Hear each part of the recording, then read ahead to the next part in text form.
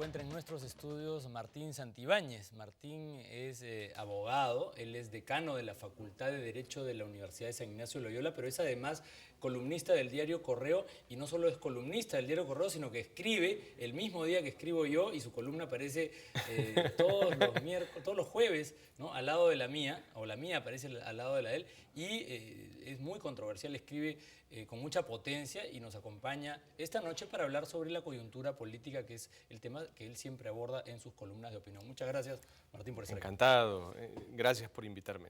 Bien, primera vez que estamos en televisión, Sí. así, en el periódico siempre salimos... Vecinos también, vecinos. Vecinos de página. Así es. Cuéntanos, Martín, tú tienes una posición muy clara respecto de temas políticos y temas económicos, ¿no? Chocas con algunas personas que no entienden tus puntos de vista, pero eres muy consecuente, ¿no?, en tus posiciones. ¿Qué piensas tú respecto de la actual situación del gobierno del Perú, que está un poco como que de pronto desmoronándose, terminando con las justas? ¿Cuál es tu balance? Bueno, para mí el gobierno está atravesando una clara etapa de hundimiento, ¿no? Estamos contemplando, por supuesto, la debacle del nacionalismo, pero es una caída, es una crónica de una muerte anunciada, ¿no? Yo nunca tuve grandes esperanzas en este gobierno. Me parece que los Humala, como gens, como familia que intenta dedicarse a la política, me parece que el nacionalismo como movimiento político, y también estoy convencido que la ideología que de alguna manera guía a la familia y al movimiento político, son factores suficientes como para uno poder prever que el gobierno iba a ser un papelón en muchos aspectos, Pero ¿no? muchos peruanos depositaron su confianza en ellos porque representaban, digo, algo diferente de lo que teníamos, ¿no? Y un poco que en su campaña ellos tenían la bandera de la honestidad, ¿no? Tema en el que además hoy son muy cuestionados. Pero a nivel ideológico, ellos representaban un cambio en el modelo también, ¿no? Cambio en el que en la práctica no se ha dado. ¿O tú crees que han intentado hacer algo al respecto? Yo creo que sí. Creo que intentaron cambiar el modelo, sobre todo en el ámbito de las políticas sociales, ¿no? Y que además se inspiraron con mucha fuerza, por no decir copiaron, todo lo que pudieron del modelo brasileño, ¿no? Claro, inspirarte en un modelo de estado de bienestar según el estilo de Lula y después de Dilma, es un error. Entonces, copiaron un mal modelo, ¿no? Un modelo que en Brasil ha generado corrupción, ineficacia, ineficiencia y, por supuesto, una serie de grandes problemas políticos. Ese modelo que ellos consideraban superior dentro del entorno de Sudamérica, intentaron aplicarlo aquí. ¿Tú no crees que han aplicado más que ese modelo, el modelo de la CONFIEP? Es decir, Nadine, de alguna manera, el enlace con los grupos de poder fáctico, y le dijeron, no toques el timón, no toques las instituciones, no toques nada. Y el mantener el statu quo ha sido un poco el motivo por el cual Nadine Heredia era tan aclamada y aplaudida por un grupo de importantes empresarios. Yo creo que no son dos opciones excluyentes en absoluto, ¿no? Por un lado, está claro que ellos han intentado relanzar un estado de bienestar en el país a través de sus políticas sociales, ¿no? De Caliwarma, de todos los subsidios Pero que han mucho ido implementando. asistencialismo, ¿no Así crees es. tú? O sea, no es Y ese asistencialismo no es de la CONFIEP, ese asistencialismo es de cuño lulista brasileño, ¿no? Por un lado, ¿no? Y por otro lado, por supuesto que ha existido una intención muy clara de mantener el aspecto macroeconómico totalmente controlado. Y en esa dimensión, por supuesto que ha habido una coordinación con sectores muy precisos del empresariado peruano, ¿no? Nadine, de alguna manera, era como que la secretaria de la CONFIEP en el seno del gobierno, y ella tenía un poder paralelo. Eso es algo que también me gustaría conocer tu opinión. Era una persona, o es una persona, que dentro del gobierno no tiene ninguna responsabilidad formal, ¿no? Pero influye muchísimo dentro del gabinete, digamos, o no. Aquí hay dos cosas, ¿no? El fracaso del modelo que ellos intentan copiar de Brasil es bastante evidente, ¿no? La política de subsidios no nos ha ayudado a mejorar en el ámbito ni de la pobreza ni del desarrollo institucional y económico. Brasil fracasó. en el ámbito de su unión con la CONFIEP, digamos, ¿no? Utilizando tu concepto, o más bien de la unión con los empresarios, del intento de unión con ciertos sectores empresariales, también ha fracasado. No solo porque no fueron demasiado decididos en los momentos en que tenían que apostar por la inversión privada, sino también porque ellos mismos, cuando llegó la coyuntura precisa, decidieron torpedear la relación con la CONFIEP y con los empresarios, ¿no?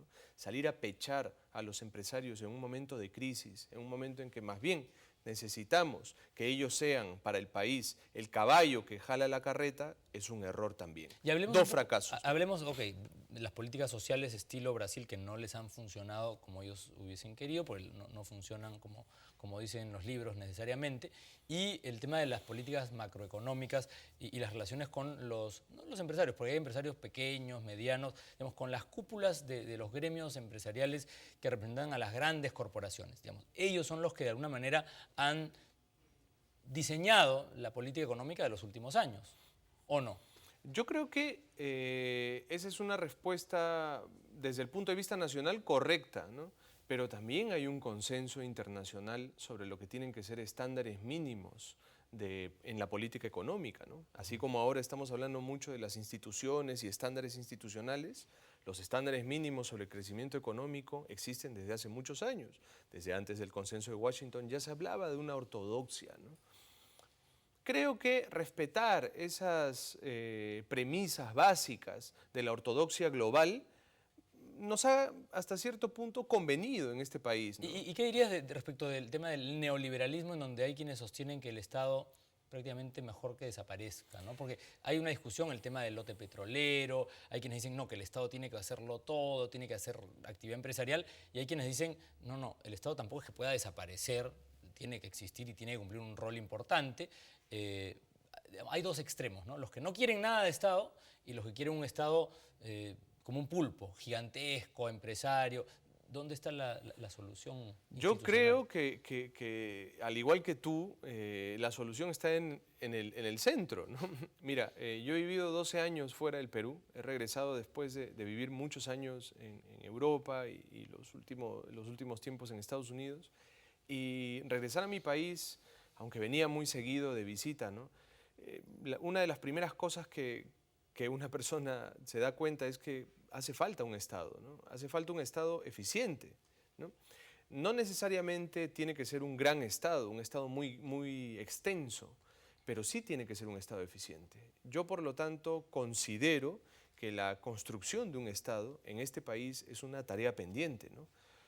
¿Se había satanizado, tú crees? Porque antes decir algo que era estatal era casi una mala palabra, ¿no es así? O sea, cuando hubo un... Y con razón, ¿no? No, claro, es que hubo también un estatismo extremo que llevó al otro extremo del neoliberalismo extremo y entre esos dos extremos hemos venido, digamos, discutiendo en términos ideológicos, ¿no?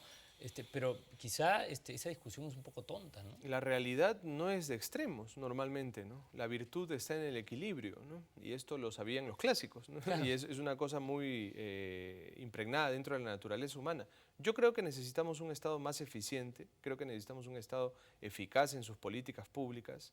Me parece que el excesivo, la estatolatría, ¿no?, de nuestra clase dirigente ha sido perjudicial a lo largo de la historia para el país. Me parece también que el radicalismo liberal que pretende que no exista un Estado y que simplemente el país se rija por la ley del más fuerte es un error histórico y también, por supuesto, político, ¿no? Tal vez por eso es que el liberalismo no tiene una gran adhesión mayoritaria. No tiene mucho predicamento, ¿no? Salvo en ciertas élites, ¿no? Pero hay unos think tanks que proponen y que emiten documentos permanentemente diciendo que toda iniciativa de regulación es un atentado a la libertad, digamos, hay como que extremos, ¿no? Cualquier abogado, y yo soy profesor universitario, pero también abogado, ¿no? El derecho es un arte de la regulación, ¿no? Y la autorregulación no funciona muchas veces, ¿no? O sea, ni la autorregulación ni el autocontrol, ¿no? Que es claro. también una de las grandes tesis liberales en la actualidad, sobre todo en este país, ¿no? Claro, claro. Hablemos un poco de... Cuéntame, ibas a decir algo. No, me viene a la mente, ¿no? ¿Quién controla, quién es el custodio del que controla, ¿no? Claro. Es una frase en latín, ¿no? Pero, claro, es muy complicado en un país con unas taras institucionales, políticas, económicas y sociales, el pretender que el autocontrol se convierta en una herramienta eficaz Lo de vemos gobierno, en la ¿no? televisión. Este canal se prepara para ser más periodístico, ¿no? Y vemos que es un descontrol total. O sea, estas reglas de autocontrol, la televisión ha demostrado que no funcionan, ¿no? O sea, Claro, claro. la regulación es imprescindible. Yo he revisado unos contratos de Estados Unidos de las televisoras, cómo es que operan allá, Por supuesto, ¿no? y el tema de la obscenidad y cosas que están prohibidas en televisión. En el Perú, digamos, ni el MTC, ni la ANDA, ni nadie dice nada al respecto. También es comprensible, ¿no? Esta animadversión hacia el control del Estado, porque claro, si te controla un Estado que es ineficaz, tú tienes miedo, ¿no? Lo ineficaz suele confundirse además, y con razón en este país, con lo corrupto. Claro. Por lo tanto, no quieres que un organismo corrupto te controle, ¿no? Sin duda. Tiene sentido, ¿no? Sin duda. Pero la solución no pasa por eliminar al organismo y por eliminarlo todo, ¿no? Y dejar que yo mismo me autocontrole. Ese es un error, ¿no? Vivimos en una sociedad, finalmente, ¿no? Y necesitamos reglas, ¿no? Y reglas que se cumplan, ¿no? Hablemos un poco más bien del escenario electoral, que ya hay 21 partidos, organizaciones. Esto es como una feria, se han vendido boletos. Hay 21, ¿no? Organizaciones políticas que pueden presentar lista parlamentaria y plancha presidencial, ¿no? ¿Qué piensas tú? Hay algunos favoritos para una multimedia, que son unos 4, pero hay otros candidatos que no los conoce nadie. Lo que pienso es lo que nos dice esa vieja frase republicana, ¿no? Siento que he vuelto a la normalidad, ¿no? O sea, hay un aburrimiento en Europa y en Estados Unidos sobre la predictibilidad de los partidos políticos, de las elecciones, pero una elección en el Perú es tristemente, ¿no?, algo muy complejo, ¿no? No sabemos qué puede pasar, ¿no?, por un lado. Y tiene que ver con lo que mencionabas hace un momento. Forma parte de la cultura política peruana la novedad, ¿no?, el ánimo por la novedad. Yo veía el otro día en otro canal de televisión una candidata que es prostituta, ¿no? Y digamos, su principal credencial es que es una prostituta y en fin, digamos, así como tú podrías, digamos, postular y decir, bueno, yo soy decano de una facultad de Derecho y creo saber cómo se debe regular. No, ella, su mejor credencial es ser prostituta. Yo recuerdo mucho las diatribas, las quejas de la generación del 900, ¿no?, que es una generación que me he estudiado muy bien por diversos temas, pero ellos se quejaban, ¿no? Decían, este es un país inmediatista, ¿no?, en donde nos gusta la novedad, ¿no? Estamos esperando, mirando al extranjero a ver qué nos llega, ¿no? Pero eso, que hasta cierto punto se mantiene, también se ha prolongado a la realidad nacional, ¿no? Estamos viendo cuál es la novedad del día en el país. Y además, lo realmente grave es que se intenta que esa novedad, de alguna manera, se convierta en una razón política, se prolongue hacia la política, ¿no?, ingrese en la política. Ahora, no hay una discusión, yo leo todos los diarios, en fin, trato de estar bien informado, y no veo que haya una discusión o un debate de ideas. O sea, hay propuestas por aquí, propuestas por allá, pero no hay un debate ideológico en el Perú. Y vemos, quería conocer tu opinión respecto de lo que hemos presentado sobre Keiko Fujimori, que ha dicho en esta presentación en Estados Unidos algo que ha dejado desconcertados a sus seguidores, ¿no? Ella ha hablado bien de la Comisión de la Verdad. Ella ha cuestionado el tema de las esterilizaciones. Ella ha dicho que está a favor de la unión civil. ¿Es Keiko contra Keiko? Mira, en un país que tiene tantas necesidades primarias, ¿no?, basta con dar una vuelta por cualquier provincia de nuestro país, ¿no?, para darse cuenta que la gente lo que necesita es comer, abrigarse, ir al colegio, tener un buen medio de transporte, no enfermarse o ir a una posta médica de calidad, digamos, ¿no? Esas son las realidades de la mayor parte de la población en el país, ¿no? Y si nos centramos en los grandes núcleos urbanos, los problemas también son muy claros, ¿no? Seguridad, transporte, el tráfico, la educación, la calidad de la salud, ¿no? Esos son los problemas de la mayor parte de nuestra población, la realidad nacional, ¿no?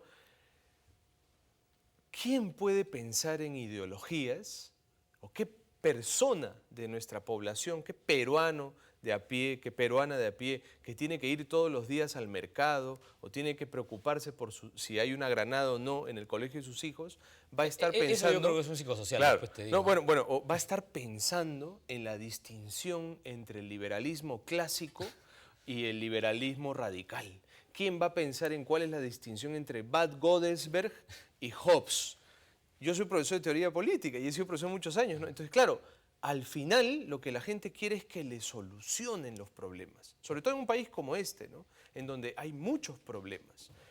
Ahora, eso no significa que en algún momento de la campaña electoral surja una discusión ideológica. Yo creo que habrá espacio para una discusión Pero van a tener ideológica. que tomar posición respecto de ciertos temas, ¿no? En donde van a decir, estoy a favor, ¿no? O estoy en contra. No vale estar al medio y no tomar posición y decir que decidan mis congresistas. Así es. ¿No? Y lo mejor es que eso de alguna manera nos sirve como garantía a los votantes, a los electores, para luego ejercer algún tipo de control externo.